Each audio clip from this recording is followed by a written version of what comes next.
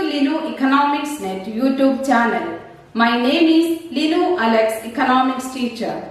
Today's video I talk about the topic mobility of factors of production. The last video, the factors of production part 1, we discussed different factors of production and its rewards.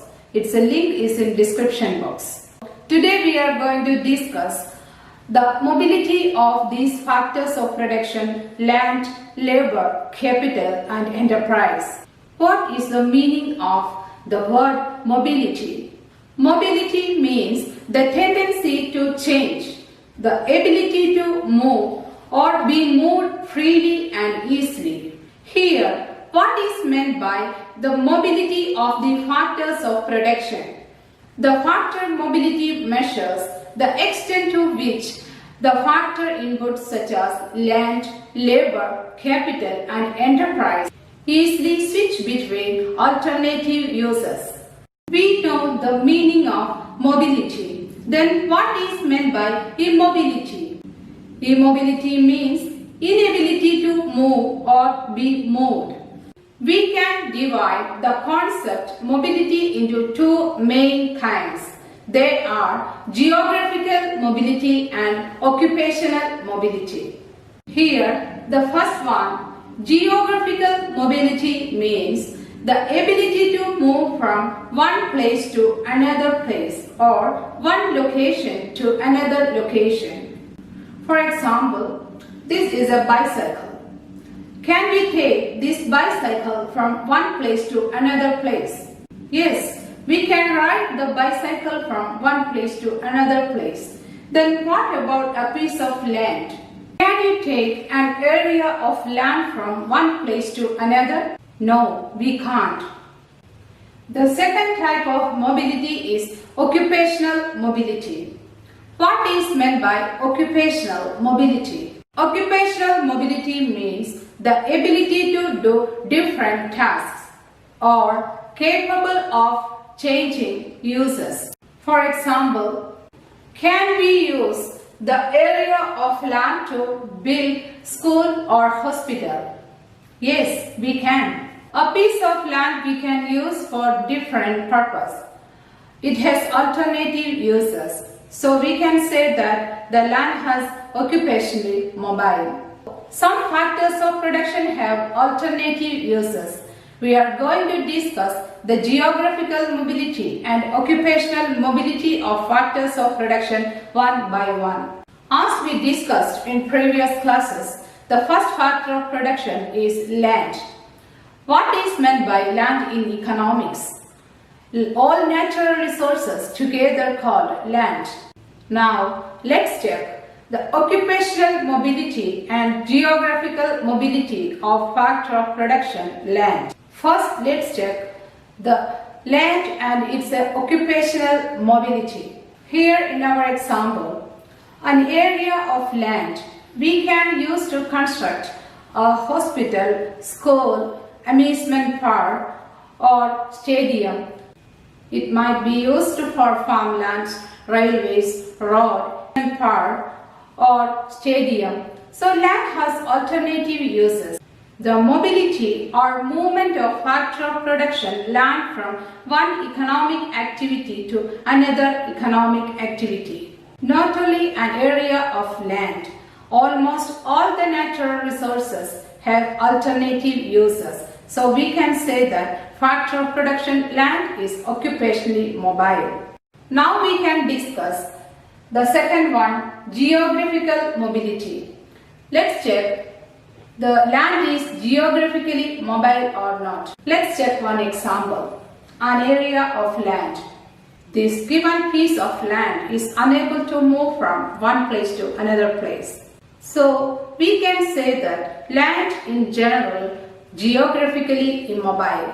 But in wider meaning, natural resource like water can be moved from one place to another in a certain extent. But in general, the factor of production land is geographically immobile. Thus, we can conclude the factor of production land is occupationally mobile but geographically immobile. Okay, now we can move on to the next factor of production, labor. I would like to share United Nations World Migration Report 2020. According to United Nations, the 74% of all international migrants were of working age group. India had the largest number of migrants working abroad, followed by Mexico and China. The top destination country remained is United States. What is meant by geographically immobile? Geographical immobility of workers means the workers' inability to move from one place to another place to find the job. Some workers find difficulty to move from one place to another place or one country to another country to do the job. There are several reasons. The first one, family and social ties. Some people are difficult to live without their family. They do not want to move away from family, friends and relatives. The second one, the financial cost. The financial cost involved in moving home, including the cost of selling a house and removal expenses. Next one, the differences in house prices. Huge regional variations in house prices. Some places it is very difficult to find the house and sometimes it may be highly expensive. Next one, lack of information. Most of the time, the people may not know about the availability of good job opportunities. As a result, they are unable to move from one place to another place for better jobs. Next one, restrictions on movement of workers. Some countries, they are issuing limited visa for workers. As a result, the workers facing difficulty to move from one place to that country. Now, let's move on to the next part, whether the labor is occupationally mobile or not. The labor is occupationally immobile. For example, a farmer cannot be performed as a teacher because of the skill mismatch. Some occupations need specific skill to perform. As a result, all the laborers are not occupationally mobile. But if a worker gets proper education, training and aware of the job opportunities, they are occupationally mobile. Now, we have a question before us. The mobility of labor will change over time or not? Sure, the mobility of labor will change over time.